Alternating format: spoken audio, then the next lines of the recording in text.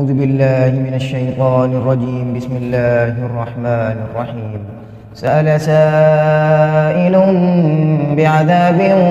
واقع للكافرين ليس له دافع من الله ذي المعارج. تعرج الملائكة والروح إليه في يوم كان مقداره 50,000 سنة فاصبر صبرا جميلا إنهم يرونه بعيدا ونراه قريبا يوم تكون السماء كالمهل وتكون الجبال كالعهن ولا يسأل حميم حميما يبصرونهم يود المجرم لو يفتدي من عذاب يومئذ ببنيه وصاحبته وأخيه وفصيلته التي تؤويه ومن في الأرض جميعا ثم ينجيه كلا إنها لظى نزاعة للشوى تدعو من أدبر وتولى وجمع فأوعى إن الإنسان خلق هلوعا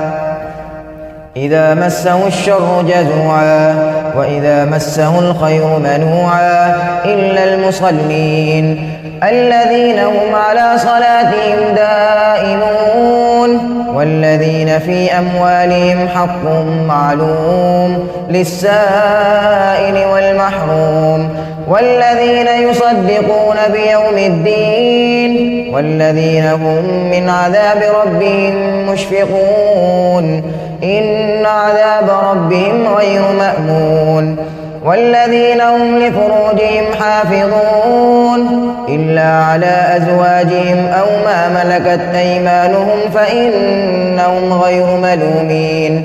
فمن ابتغى وراء ذلك فأولئك هم العادون والذين هم لأماناتهم وعهدهم راعون والذين هم بشهاداتهم قائمون والذين هم على صلاتهم يحافظون أولئك في جنات مكرمون فما للذين كفروا قبلك مهطعين عن اليمين وعن الشمال عزين أيطمع كل امرئ منهم أن